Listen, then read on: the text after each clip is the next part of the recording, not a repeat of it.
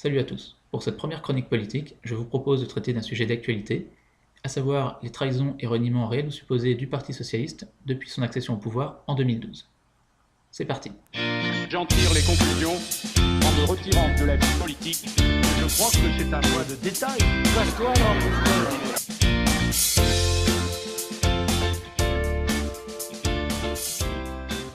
Pour de nombreux sympathisants et électeurs socialistes, dont vous faites peut-être partie, il est notoire que le quinquennat Hollande est une trahison des valeurs de gauche. Il faut dire que la politique du gouvernement depuis 4 ans a de quoi désespérer. La plupart des réformes économiques et sociales ont initialement été soutenues par la droite et le MEDEF. La stratégie pour relancer la croissance est basée sur la baisse de charges pour les entreprises. C'est donc une stratégie de l'offre, typiquement associée à la droite habituellement.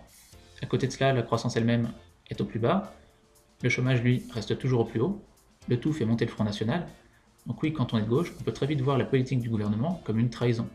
Trahison des promesses électorales d'abord, mais aussi et surtout trahison des valeurs et de l'éthique de la gauche. Dans cette première chronique politique, je vous propose de prendre un peu de champ, de dépasser le constat des électeurs déçus pour chercher les raisons profondes qui font qu'une fois au pouvoir, le PS déçoit ses électeurs au point que ceux-ci le vivent comme une trahison. Pour cela, il faut comprendre quelles sont les structures intellectuelles de la gauche, quels sont les rapports qui les lient entre elles. Le mieux est de remonter jusqu'à la naissance de la Troisième République, car c'est à partir de cette époque que les structures actuelles de la gauche se sont progressivement mises en place.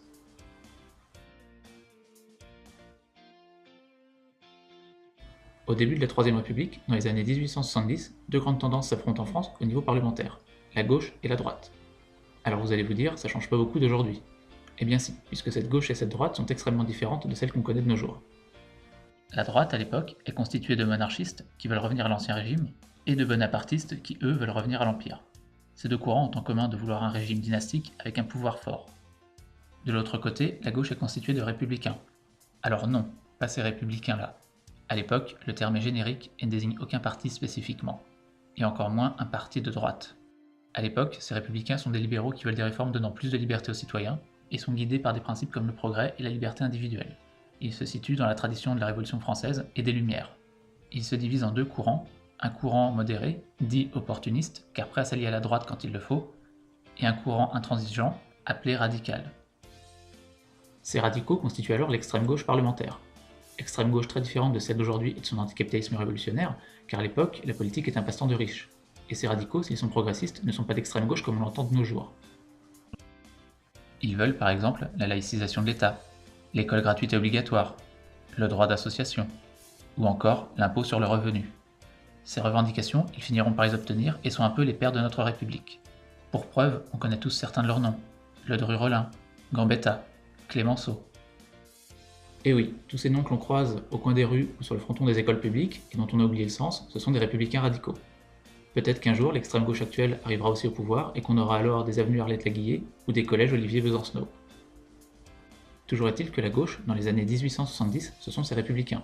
Le socialisme, lui, est alors révolutionnaire, anticapitaliste et a de tout autre terrain d'action et de développement. Comme par exemple les syndicats ou diverses sectes politiques.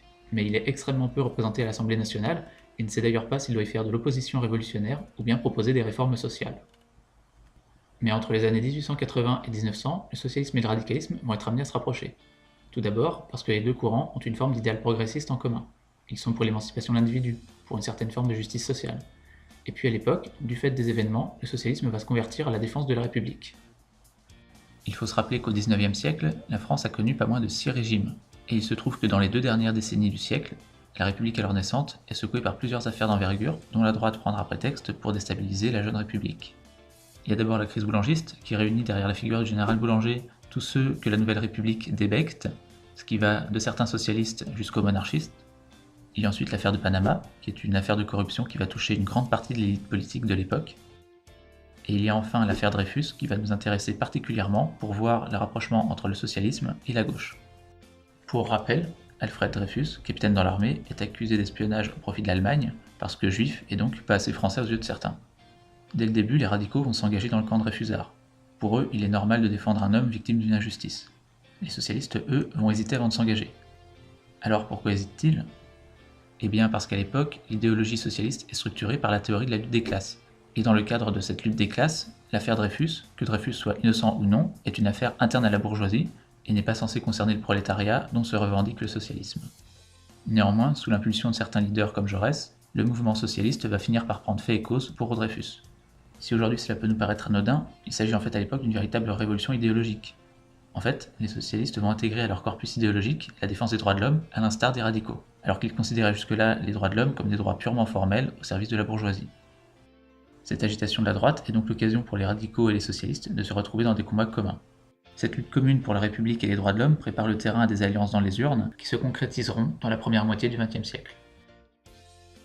Au début du XXe siècle, la gauche a donc changé. Ce ne sont plus les républicains radicaux et les opportunistes, mais les radicaux et le socialisme. Les opportunistes, eux, sont rejetés vers la droite et vont devenir de fait le centre. Cette nouvelle alliance entre le radicalisme et le socialisme va créer une ambiguïté qui persistera jusqu'à nos jours sur ce qu'est la gauche. On regroupe alors sous le même terme deux idéologies extrêmement différentes.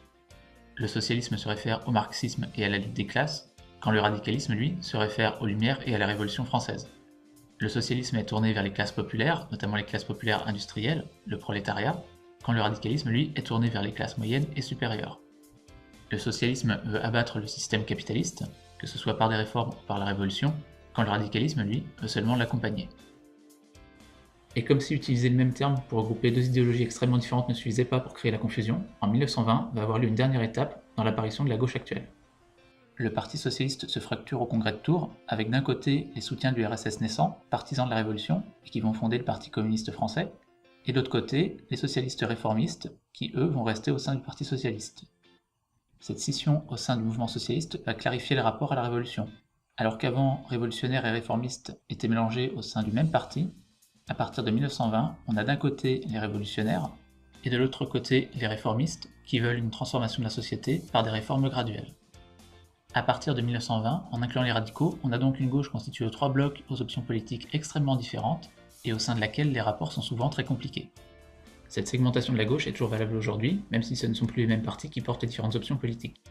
Aujourd'hui, le socialisme révolutionnaire est porté par l'extrême gauche trotskiste, le socialisme réformiste, lui, par le Front de gauche et une petite partie du Parti socialiste, et le radicalisme, lui, est présent majoritairement au Parti socialiste et au Parti radical de gauche.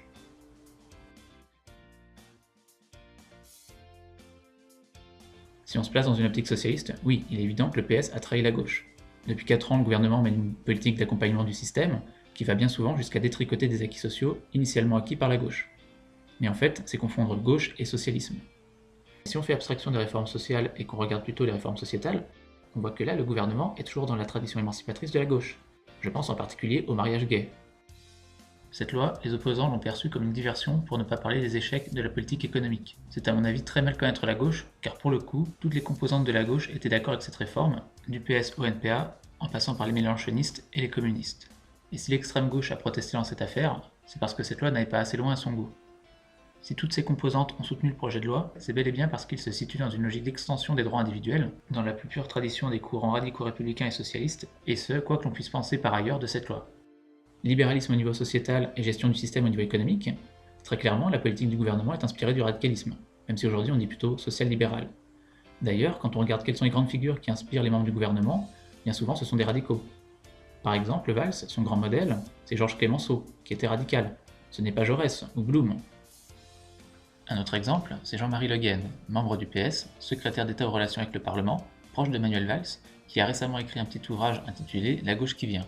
Cet ouvrage ne parle pas de socialisme, d'ailleurs le mot revient lui-même très peu dans le texte, par contre il parle de valeurs de la République, de flexi-sécurité, d'adaptation au monde de demain. Là encore, on est dans une optique bien plus radicale que socialiste.